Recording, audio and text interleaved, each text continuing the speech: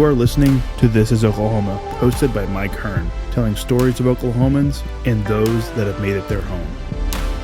What's up, guys? Welcome back to another episode of This is Oklahoma podcast. Mike Hearn here, your host, back with another episode. Excited to share this episode with you today. But before we do, I've got to thank our sponsors. First of all, the Oklahoma Hall of Fame. They've been a huge part of this podcast for the last few years. So the Oklahoma Hall of Fame have been sharing Oklahoma's story through its people since 1927.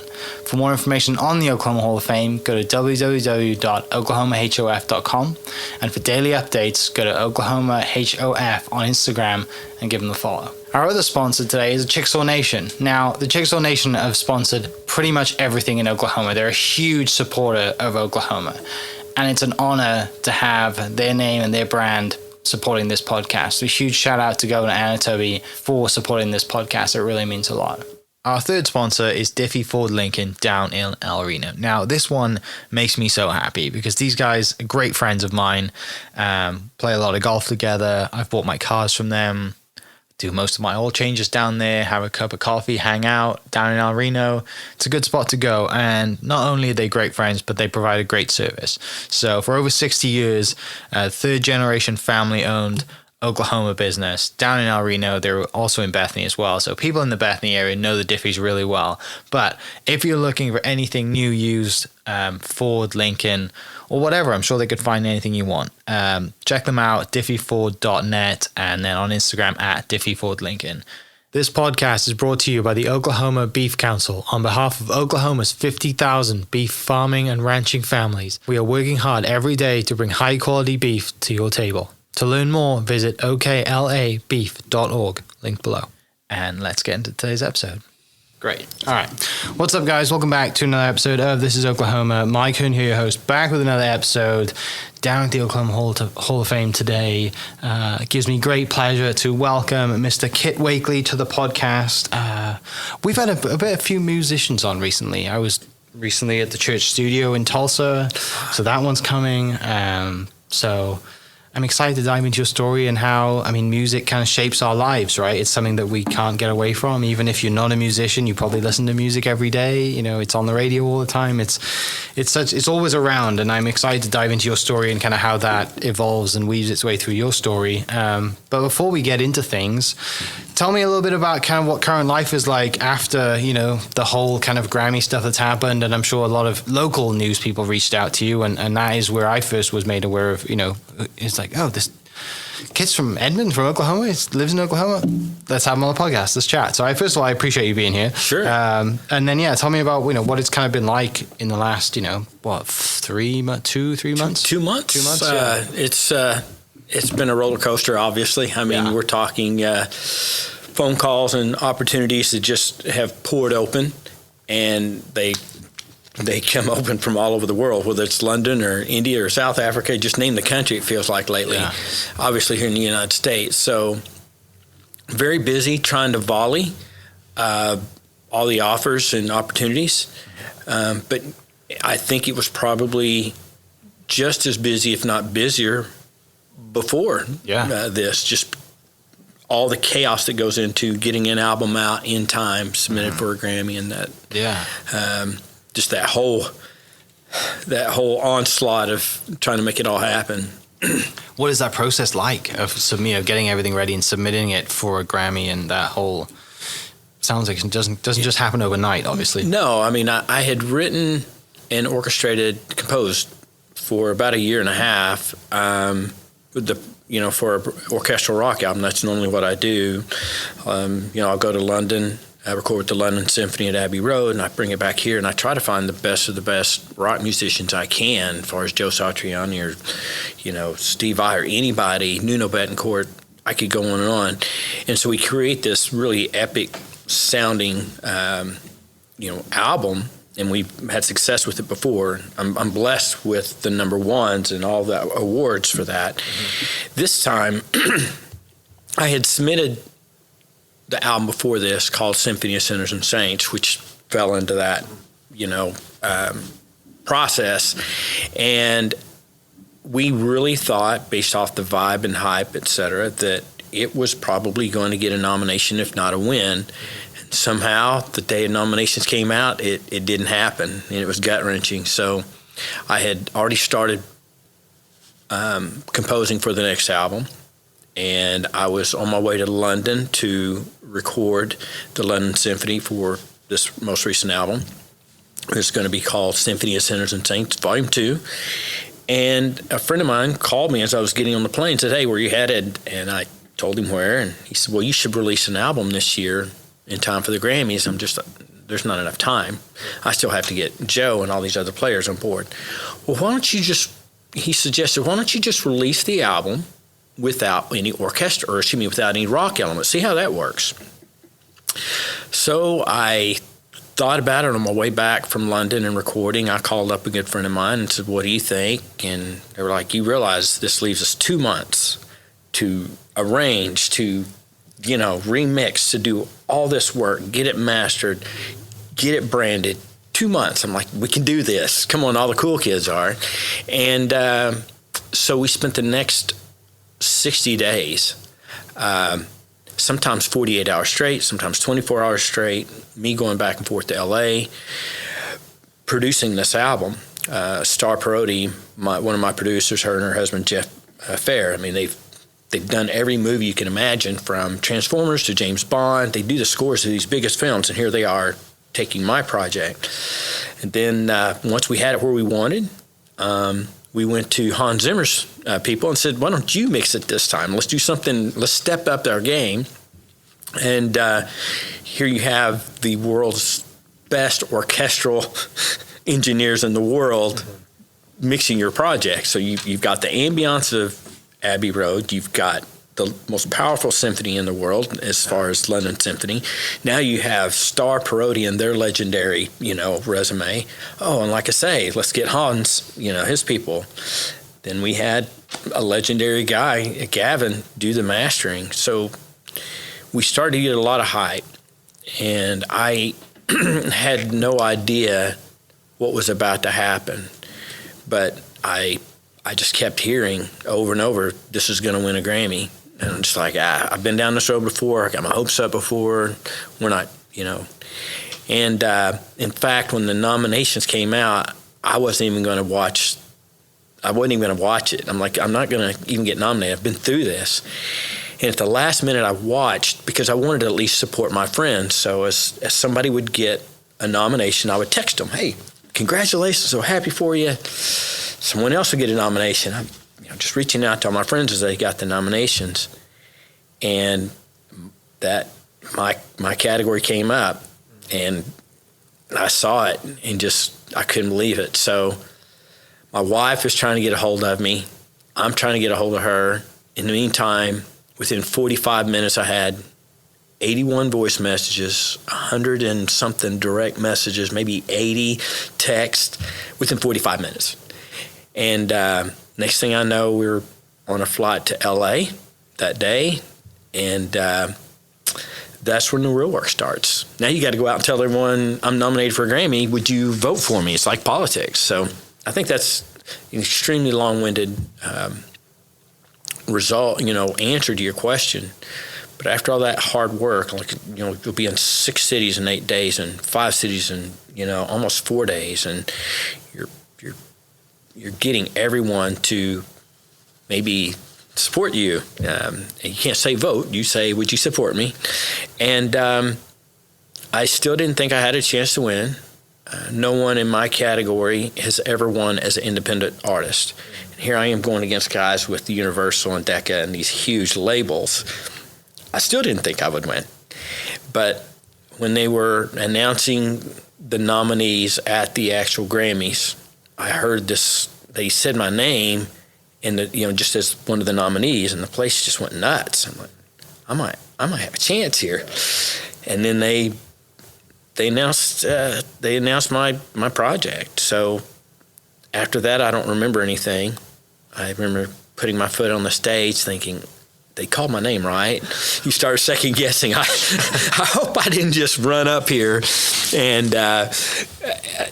just zoned out. But since then, it's been a whirlwind as well, continued whirlwind. So again, I apologize for that huge regurgitation, but perfect. I think that gives you the kind of the full breath, full Reader's Digest. And there's so much more to go into it, right? There's so many more stories and so. Oh I mean, gosh, 60 days is nuts, right? Like, and then to win and all the stuff. Like, there's so much more that goes into it, and obviously it's not just you, right? It's the team and everybody that goes into it. It's a huge project for you guys to do, and just to have that award to win it, like. All right, like it's nice to have a reward, isn't it? Especially after not getting it the year before when you thought you were going to get it. And it's crazy how the world works and how life and timing works. And you're like, maybe I didn't. When you didn't think you were going to get it, you get it. Exactly. That's fantastic. So you mentioned there was a lot of projects before then, which we'll get to as well. But I want to go back. So you're born in Memphis, Tennessee. Yes. Which is obviously plenty of music in Memphis. True. Not a lot of music that, compared to Memphis in Oklahoma. So tell me a little bit about kind of your journey into music. What's the first music that you hear? What's the first instrument you pick up? Like, how is that journey into music and gets to where you think I can make a career out of this? Yeah. I don't, obviously born in Memphis. I was raised in Oklahoma. I think when I was 6, we were put up for adoption, my sister and I, and we, by the time I was 8, I was adopted. And I had these beautiful parents who did everything they could to try to culture me and teach me. And, the thought of being in band was probably not going to be my first choice, but I didn't want to go to the extra math class. So in 5th grade, I picked up the trumpet because I was lazy. And I just, it was just something I fell in love with because it gave me an identity, because here I was still a very awkward kid. And, you make all your friends and you don't think about music as a career or where it's headed. You're just hanging out with friends and going to contests and hanging out. But as I got older, I really fell in love with, we all love music. We all just embrace it. But I started really liking the ability to play other people's music, and people would notice that, oh, wow, you know how to play this song, you know how to play that song. So as part of that, getting my identity, by the time I'm 16, I'm playing in bands, and instead of going to my own prom, I'm going to other proms playing those. And, we wrote a song when I was a kid, when I was 17, and somehow it ended up on the KATT's local talent show. And that's all I needed. That, hearing your song on the radio and your friends telling you how much you're going to be a rock star, the bug had bitten. And since that time, I've been in bands. I've been, from college, grad school. I hung it up for a while thinking that, we were opening up for all these big label bands. And the last band I remember we opened up for was a band called Great White. But I saw how they were living, and I was getting to bed at 4 a.m, getting up and going to work at 8. I was a single parent with full custody of 2 kids, and I finally had to say, this is not for me. And I raised kids for several years, met my beautiful wife, Melissa, and, the very quick rundown is I did a song for her just as a Valentine's present. I loved it. I loved the experience, and I got back into it. I never dreamed that would be what happened or facilitate it. But next thing I know, I'm writing music, but I was writing electronic and rock. Mm-hmm. Electronic rock was my favorite thing. And as I started doing licensing for television and different projects, they usually would ask for orchestral elements. And a friend of mine really liked what I did and said, he commissioned me, if you will, to write a song for his wedding, orchestral. Kind of liked it. And I was told how good it was, and so it just bit. I just took off. And so my first big project was going to Macedonia, recording with the Macedonian Orchestra. Mind you, I'm an electronic rock guy, and here I am in front of an orchestra, 80 people, and I was filled full of so much emotion. I had no idea that I would like orchestra.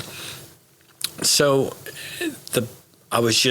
that project called Midnight in Macedonia opened so many doors for me. Opened the doors for big shows. I'm like, when did all this happen?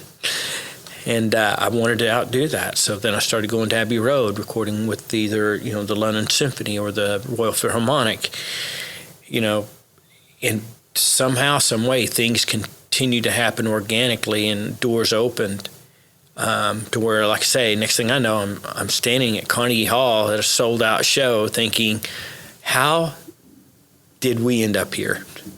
I don't know. I don't care. But I'm able to think about that little kid who wanted to get it out of that extra math class. Yeah. You know, all it takes is a flap of a butterfly, they say, in Africa, and then you have a big hurricane in the United States several months later. That little trumpet was a heck of a butterfly swing. So. Yeah, it's a hell of a journey up to now, right? It's still going, and then still going strong into the future. One of the things that stands out during that time, obviously, you're a big kind of electronic rock guy. Who were the bands when you were in high school then that you looked up to? That you're like, I'd love to be on stage with them one day. Like, who were those, that you were listening to on repeat? Everybody, Daft Punk and Motley Crue, and anyone that just could. And I was geeking out then over Quincy Jones and what he was doing with Michael Jackson, and although I was supposed to be this rock guy, in my room by myself, I was listening to the scores from Superman and, oh my gosh, Star Wars and these big film scores, and I was falling in love with them. So I was just blessed to have, if we had iTunes and Apple Music at the time, my playlist would be very diverse, very, very diverse. So where does the movie kind of soundtrack stuff come into it then? Because not a lot of people I know growing up were like, you know what? The movie soundtrack to Transformers was brilliant. I listened to that on repeat, right? Which it was. It's a great soundtrack. A beautiful soundtrack. Again, my friends Starr and Jeff and them did that.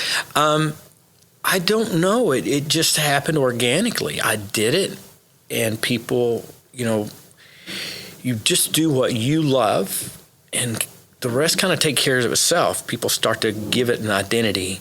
And, most of my music is considered the big, epic film vibe, mantra. And I love that because when I do my shows, I have lots of lights. I want showmen. I want video. I want effects. Because people, they come to see a show. Very rarely do they come just to hear the music. Otherwise, they would just turn on the radio. So I talk with my audience. I engage them. I talk to them about the music. And if I can get them to laugh, I can get them to cry, and then hit them with some great visuals and great music, it's been a successful show.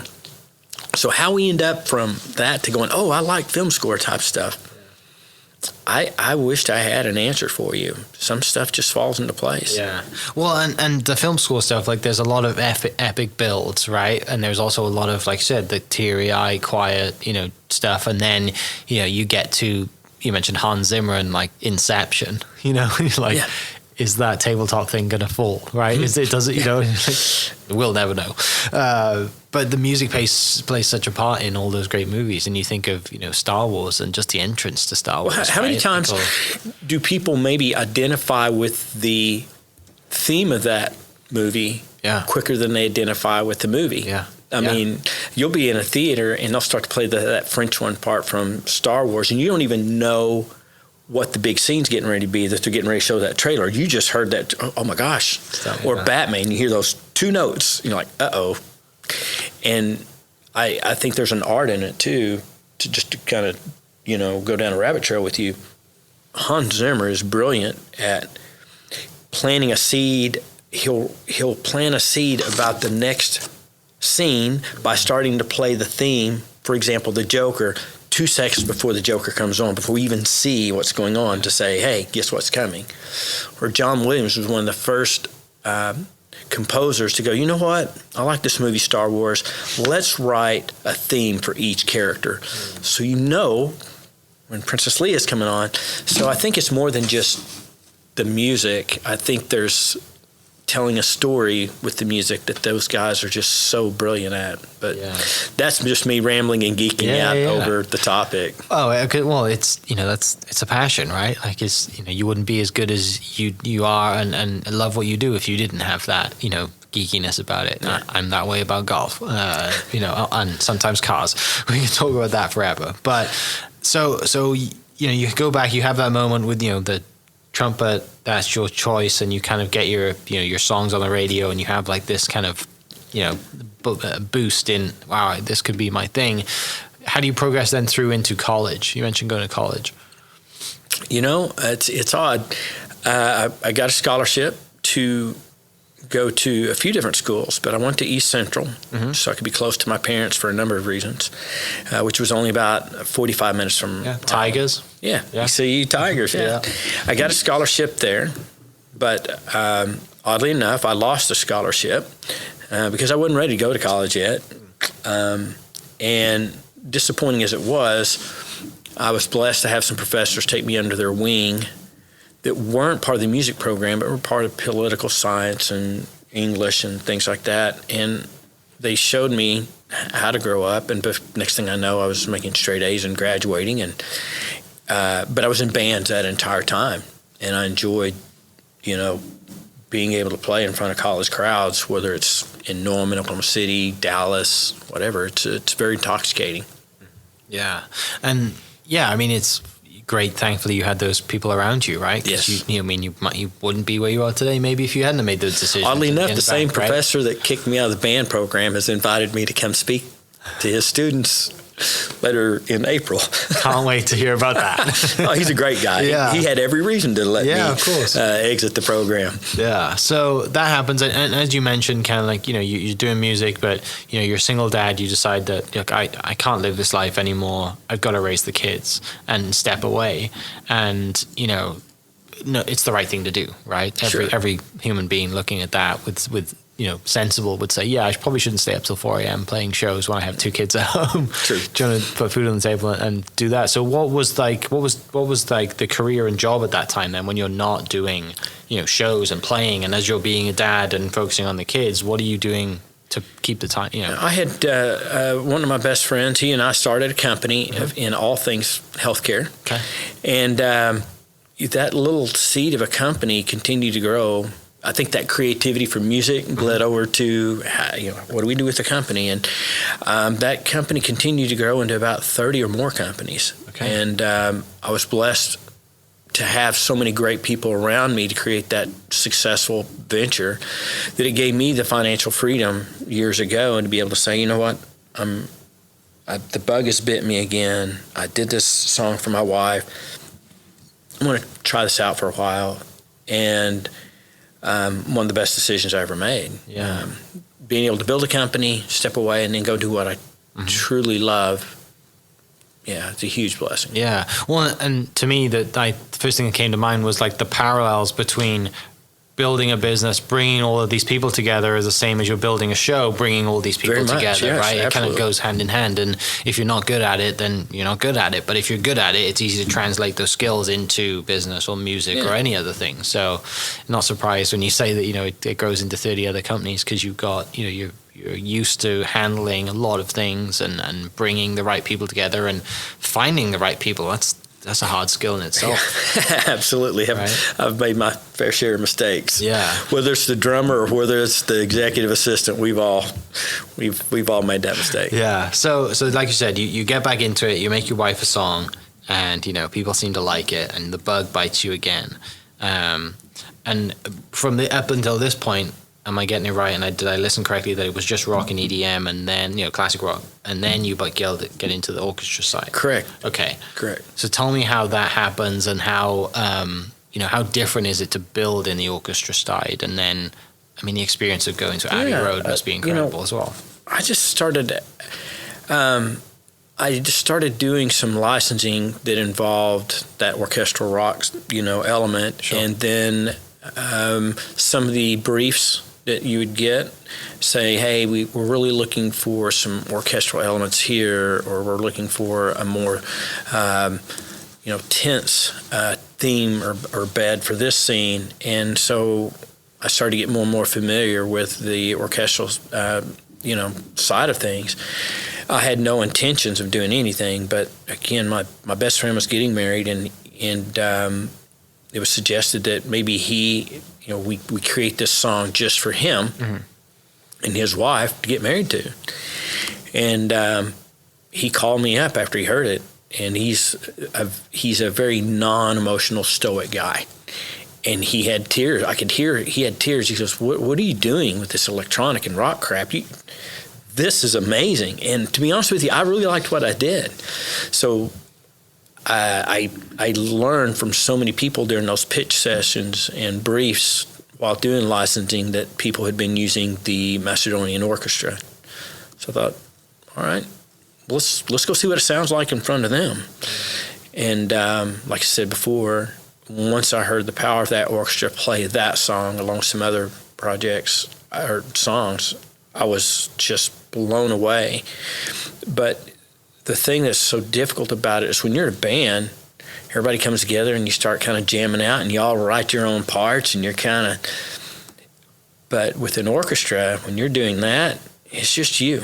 Yeah. You know, there's 4,000 or 5,000 notes in that one song, that one score, and you're pinning every one of them. And it's on you. It's not on the bass player or the drummer to get it right. It's all on you. So it takes a year and a half, 2 years, versus you have a few jam sessions over a couple of months and go, yeah, we're got some songs. Yeah. That's probably the biggest difference, is it's on your shoulders. So that 60-day time frame was really like a second in real life, right? Yeah. Getting it together for the recent album. If for people listening, if they haven't seen, haven't been to maybe a show or haven't been to, seen a live orchestra, it's quite an experience, right? Like just that vibrations, the tones, the rawness of just that sound.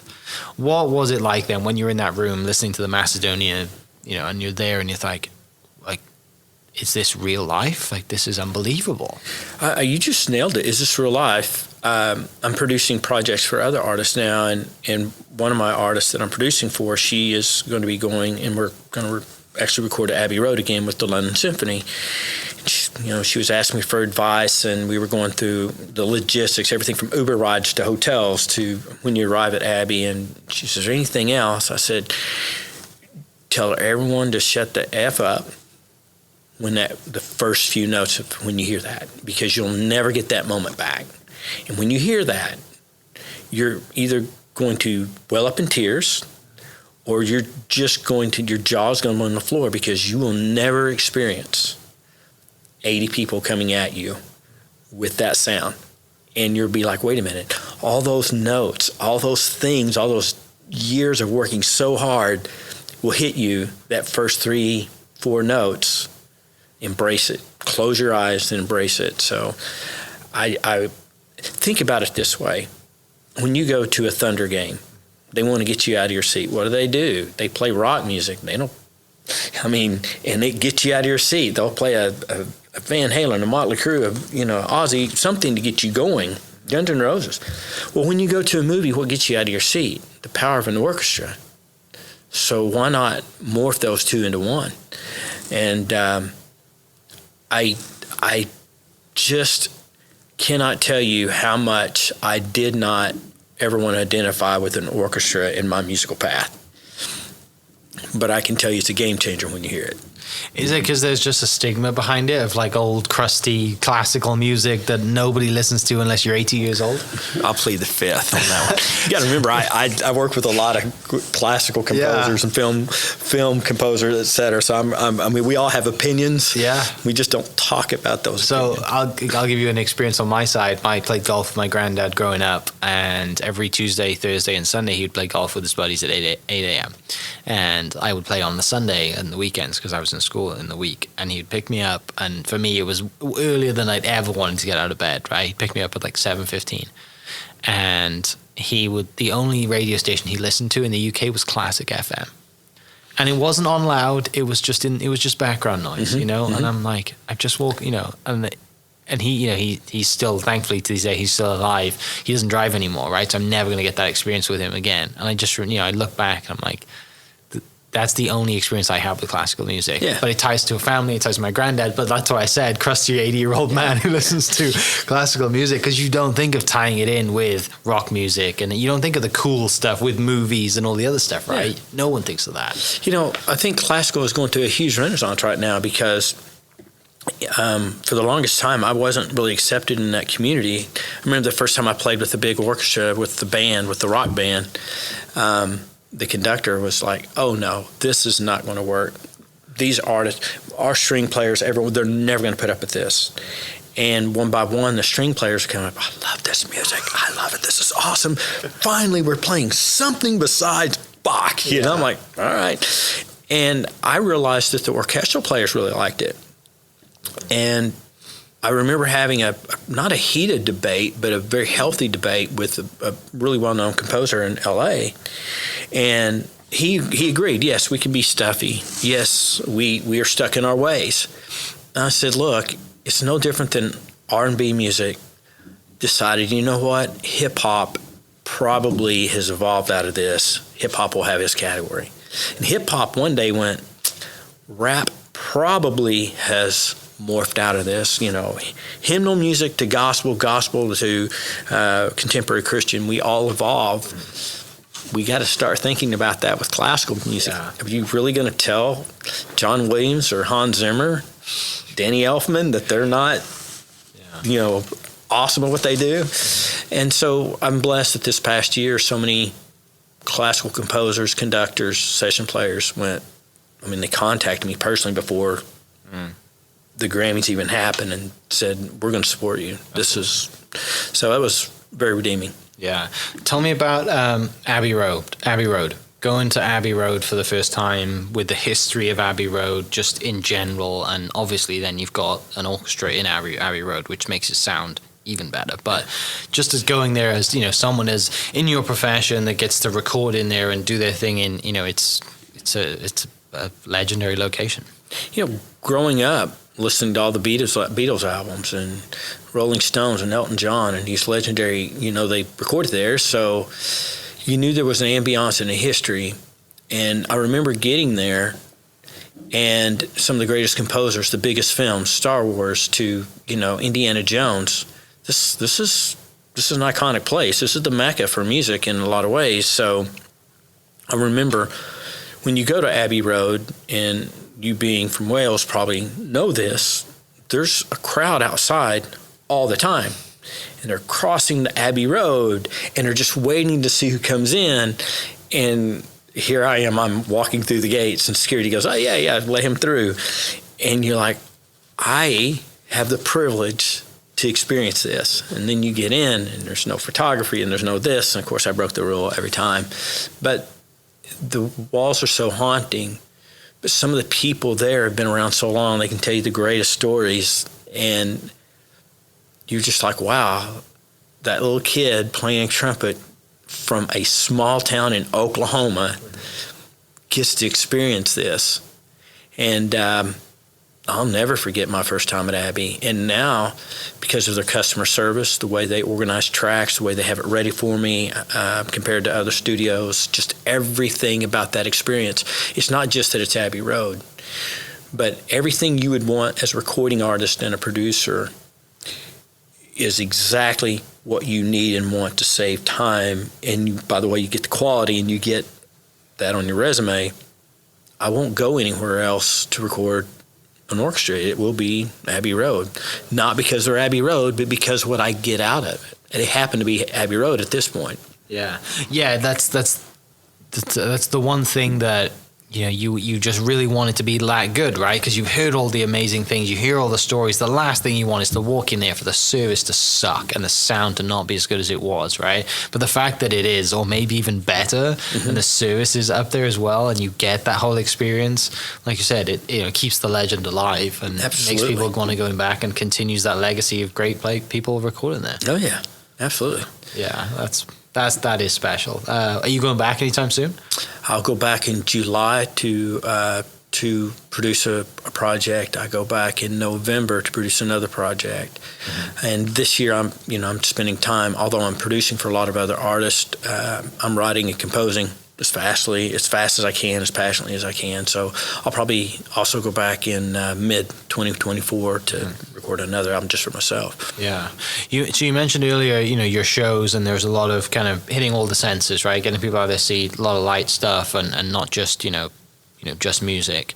Tell me about kind of that process of building a show and getting everything involved and, you know, putting on not just music, but visually, because that's a whole different ball game as well, and lights. And tell me about that process, because that's fascinating to me. Yeah, I mean, sometimes some of it's just subtle things. Obviously lights create a little more visual, just color on the performers, but just having mist, so the lights cut through, and then when you have a certain drum fill, wouldn't it be cool if the lights follow the drum fill? And if it's a sad movie, or kind of a somber film or score, have something on a massive screen behind you showing, something somber. So now you've got the lights and this aura of mist, and I think what happened best for me is, remember, I went to see Ozzy and Motley Crue and Bon Jovi and Garth Brooks, and they put on a show. I mean, every element was choreographed to lights and lasers, and I thought, well, why can't we bring that to an orchestra? I'd seen Trans-Siberian Orchestra, and I saw that they did the same thing, and I'm like, well, okay, I don't have the budget to make it snow like Trans-Siberian Orchestra, but we do have the budget to create this show. It doesn't, I remember so many rock shows because they were just that, and that's what I wanted to bring to orchestra. Mm-hmm. Yeah, and there's, I love live music. I would like to go to a lot more shows than I have been to, but the ones that I've been to, when you're in a festival and the music's, great, but also, like I said, the lights, it's, and it doesn't matter if it's rock music, if it's, an EDM festival, it's, I watched Mumford & Sons when they came to Guthrie, and it was just them on stage with a guitar, and it was epic. But there was lighting involved as well. Yeah. They had all the string lights that came out and made it look kind of super magical. And it's a whole part of the event, isn't it? Sure. People remember that. Sure. And everyone's got their phone and camera out now, right? So they're all going to see the photos and the videos of the light show, because the likelihood of it is the person on stage is the size of an ant on their phone, so it doesn't matter. Do you get time to go to your own shows and kind of do some, like you said, going to see Trans-Siberian Orchestra? Do you get to go and use it as like, hey, I'm going to research this stuff and go experience it as well and be a fan every now and then? I haven't got to do that the past year and a half. Yeah. But I do try to. I travel the country constantly watching other shows, but not the bigger, more robust, entertain you kind of shows like that. But who knows? Maybe life will settle down and I can hit pause and watch some big shows. Yeah, you get some Taylor Swift concerts now that she's on the road, selling out everywhere. Yes. Yeah, it's. I don't think she needs a light show. No. I think people like her, Garth, they just can walk out on stage and they have something about them that just says, I'm here. Yeah. And unfortunately, I don't have that aura, so let's bring the lights and the visuals. Yeah, I did see kind of some photos and videos from her recent show in Arizona, and it was like there was a massive box on stage with visuals. She's gone all out, right? But I saw Ed Sheeran in Tulsa 4 or 5 years ago, and he just walked out, and it's him and his loop pedal. Now that's power, right? Yes. It's like that Queen, that Freddie Mercury scene where he's at Wembley and he's just got everyone in the palm of his hand. Yes. That is cool, If I can do that one day, maybe I'll be cool. There's not very many of those people in this world, so embrace them when you get to see them. Definitely, yeah. So getting, obviously now, you said you've got a lot of stuff in the works, you're super busy. What stuff off, away from the music do you actually do and have fun to do? Do you read? Are you into cars? What's kind of like, when Kitt's away from his kind of music stuff, what's he up to? I'm in the gym just about every day. Yeah. It's my hour and a half of me time. I love spending time with my family. Mm-hmm. There's times, at dinner, you just don't bother calling me between 6 and 7:30 because it's just I'm not going to answer. Yeah. So we adopted 3 kids about 2 years ago now. Wow, time's bad. And I committed myself then that they're going to go with me when I'm on the road. They're going to go with me when, anything related to music. I want them to see London and New York and LA and Mexico. And so time with family is sacred for me. But music is 12 hours or more a day for me. So there's not a lot of time to really embrace anything else. Are you an early morning gym guy or a late afternoon gym guy? Late afternoon. Really? I'm in the studio chair by about 8:30, and I will not take a phone call till after 10. I don't want to talk to anybody. So that that 8 to 10 time is like, get the work done, and this is what I got to do. And then people don't realize as a musician, when you do it all yourself, there's only about 10% of your life that's actually music. Everything else you're doing yourself. So, and then I go to bed about 1, unwind till about 2, and we do it all over again. Yeah. But I don't complain. I love it, every bit of it. Yeah, right. I mean, it's, when you were looking back at your story, right, and you always go back to that kid with the trumpet, and you're like, I could be in another math class, and maybe I could have been, if I'd taken another math class, I could have, the peak could have been like a NASA physicist or a scientist, right? Like, I'd rather be a musician than personally, anyway. Cheerleaders don't go for the astrophysics. Yeah, very true. Yeah, and usually those astrophysicists don't end up in the gym either. They're too busy. You mentioned, you were adopted as a kid, yes. right? So, and having 3 kids adopted fairly recently, obviously that's a huge part of your life and your personal story. Do you mind talking a little bit about it and just kind of why you felt led to adopt as well yourself? Yeah. As well as having 2 kids already. Yeah. My wife and I have been married for 14 years. She had 2 kids. I had 2. So we had a blended family, and our youngest had just graduated college, and we're like, wow, we're empty nesters. And we had a calling the entire time we were married to adopt, but it just didn't ever seem like the right time. Mm-hmm.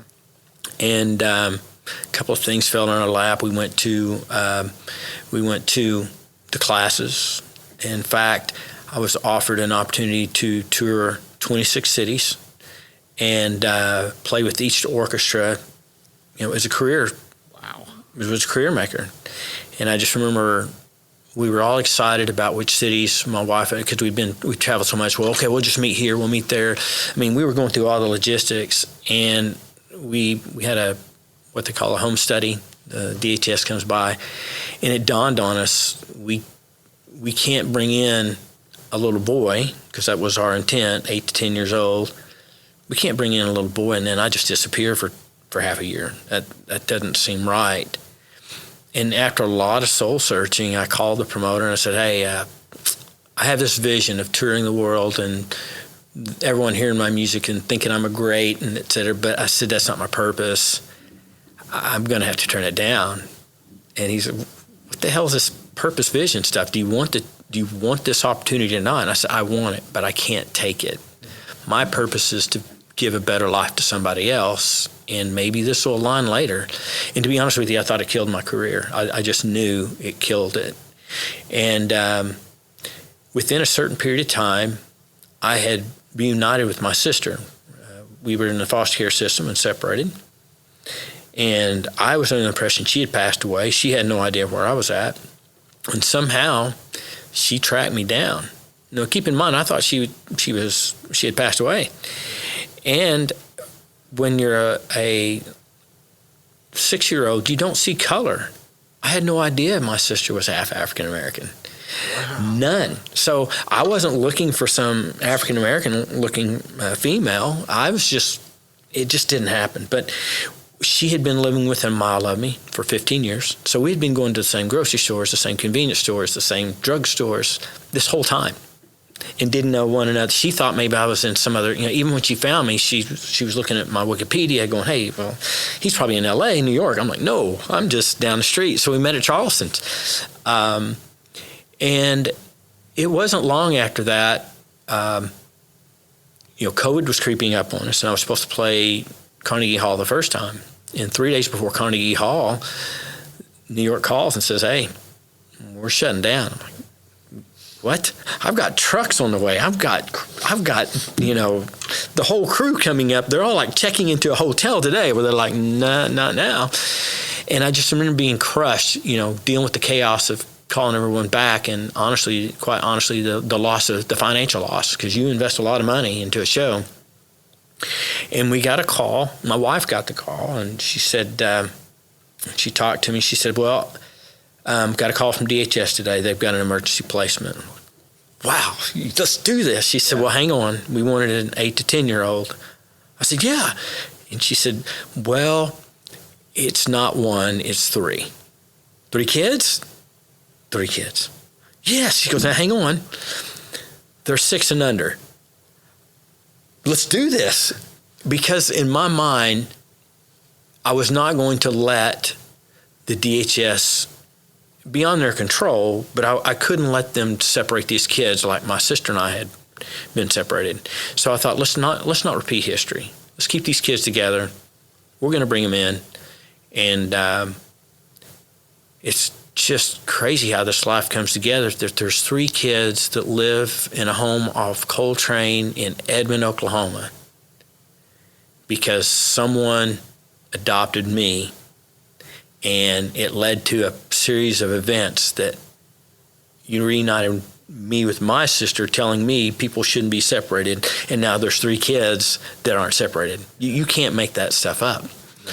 So, yeah. Therefore, the name of this most recent album was called The Adoption Story, the full circle, tribute to all those events. Yeah. Wow. I mean, the fact that your sister lived that close to you as well, like that's also crazy. She was probably one of those people that cut me off and gave a finger to her or something. I was like, women drivers. Some Karen yes. That you've just been yelling at. Yes. Yeah. Oh, that's brilliant. Yeah. So you guys met and just kind of been close ever since. Yeah. And she has family. Does she have family? Yes. So you're an uncle and all that stuff? I'm now an uncle. My niece just had a baby here a few weeks ago. So brilliant. Life's changed. I go to the hospital and see my this Talitha have this beautiful baby. I'm just like, yeah, this is great. Yeah. Wow. Yeah, I'm sure that meeting, like I said, if you haven't thought each other, might have passed, and you've. I'm sure that was a long dinner of catching up, right? And it was. Like, where should we start? Okay, let's start here, because there's a lot of things that have happened. Yep. I'm so glad you got to do that, and so glad, probably thanks to social media and all that stuff, she could reach out to you and figure out you were here. Yeah. And wow, that's a great story. And obviously the kids you have now. What are you mentioned one of your is it daughters or sons? You have the 2 that you have. I have 2 daughters. You have 2 daughters. Okay, so you mentioned graduating. They both graduated and they're moving on? Yes. Do they share any passion in music? No. No, not at all. No. They finally give their dad some street cred. Yeah, my dad's my dad's playing Carnegie Hall today, or my dad's at the Grammy Museum today doing whatever, playing for people. But they have no music. Yeah. Well, and just back to timing too, right? With COVID happening, and like you're crushed because you're on the way to Carnegie Hall, the trucks are going, like you've invested a lot of money in a show, and then it's just gone into thin air. And like I said, you get that phone call, and we didn't know what COVID was going to be at that time, but it turns out to have 2 years at home with 3 young kids to develop relationships and be a dad. Footnote to that. Remember, it was an emergency placement. Oh, yeah. If Carnegie would have happened, we would have not been there for the emergency placement, and we would miss that opportunity. So COVID, although it had all these catastrophic collateral damage, things that came out of it, I got 3 kids, I got all that time to finish writing an album that wins a Grammy.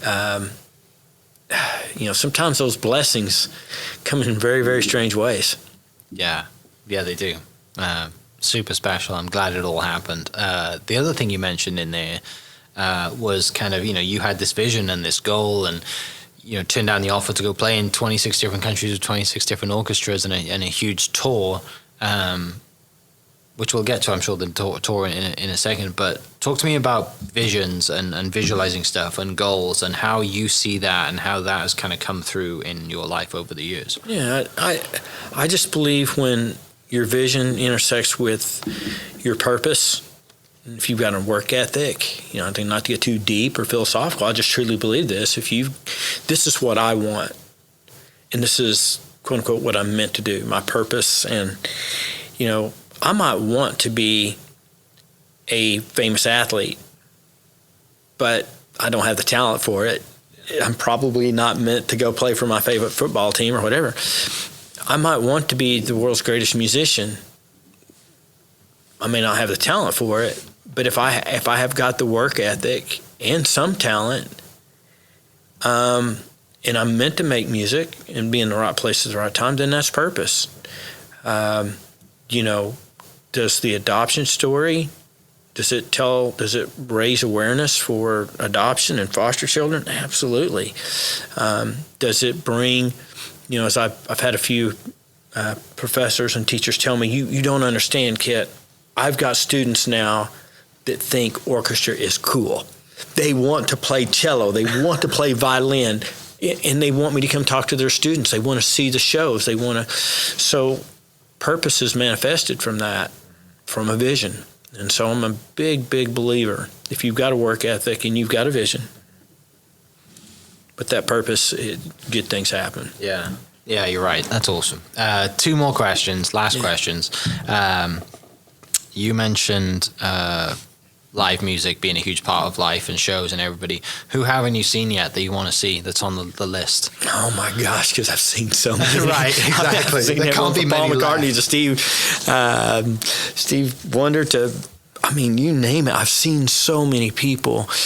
I really regret never getting to see Michael Jackson. I would have loved to seen that energy on a stage. Now, there's just so many phenomenal artists that I don't even know where to start, mainly because I've seen so many. Yeah. We go to so many events where they're there, and I'd love to. I've seen John Legend play, but I'd love to see him in concert. I'd love to hear what he does. I think it's who I wished I would have seen. I wish I could have seen Queen. I wish I could have seen Michael Jackson, because those guys are legends that no one's ever going to do that again. Garth Brooks is probably the closest we've ever had since Elvis and Queen and the Beatles and Michael Jackson. Yeah, it would be great to get a ticket into Boone Pickens to see him, because I think he just announced a second show. I think he's going to play 2 shows at Boone Pickens, but I'm sure all the students are going to fill that one right up. I try to tell my kids, I said, I'll tell them, now look at all the, Taylor Swift's selling all these albums and she's huge. Now go check out the biggest selling albums. She's not even close. And but that's a good thing. It means we've got a variety of music that we can all enjoy. Yeah. Last question, and some people have this, some people don't. It just depends. But do you have any prized possessions? Something that if the house would have burned down, you're grabbing, the kids and then this. Well, first thing I'm grabbing after the priority of children, but if it's materialistic things, the first thing I'm grabbing obviously is my laptop, because all my compositions are there. But I'm probably grabbing my guitar collection as well. Okay. Those would be the first things I grab. And this little shiny trophy with a megaphone on it, a gramophone on it. Yeah, I'm grabbing that. Definitely grabbing that. You gotta polish that every day. That's what you do every morning when you wake up, is make sure that's polished first, right? It's now on the list. Cup of coffee, polish the award. Well, Kitt, thanks so much for taking some time. I know you're super busy, so I really appreciate this coming down, I'm honored. sharing some stories. I'm excited to see, and now understand everything going forward, and keep an eye on where you're at and travel, and really would love to do this again in 5-10 years. Just kind of see where it's gone from there. Hear the story about the kids growing up, graduating, all that kind of fun stuff as well. So for people listening, I'll put your website, Instagram, and link in the description. They can go check that out.